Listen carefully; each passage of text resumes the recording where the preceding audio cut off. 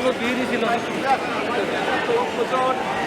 আন্দোলন আজ পর্যন্ত বেতন ভাতা আনা হয়নি। প্রতিদিন গত বছর কতদিন থাকবে আশাগুলোকে জাতীয়করণ করা হোক, করে আমাদের ন্যায্য দাবি আদায় করার লক্ষ্যে আওতায় নিয়ে আসা হোক।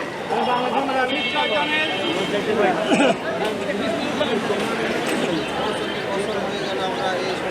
এই অনুষ্ঠান আমাদের যৌক্তিক দাবি, আমাদের মৌলিক দাবি।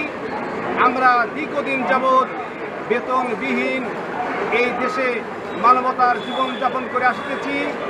গত 28শে জানুয়ারি 2025-এ আমাদেরকে জাতীয়করণ ঘোষণা করে আমাদেরকে আশ্বস্ত করা হয়, কিন্তু অতি পরিতাপের বিষয়, দুঃখের বিষয় হলো যে আজ পর্যন্ত এই জাতীয়করণ পূরণ করেন নাই। তাই আমরা সরকারের কাছে এখন আবেদন জানাই, অনতিবিলম্বে এই মজদুম শিক্ষকদের জাতীয়করণ দাবি পূর্ণ করুন এবং আমাদের জাতীয়করণ আওতায় নিয়ে এসে শিক্ষকদের বেতনের ব্যবস্থা করুন।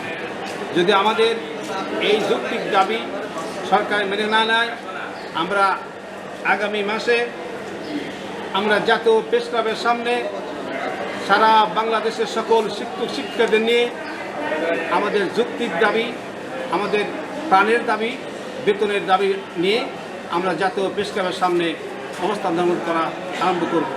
আর যদি আমাদের এই মাসের মধ্যে আমাদের দাবিগুলো মেনে নেয়, আমরা সরকারের কাছে ধন্যবাদ জানাই।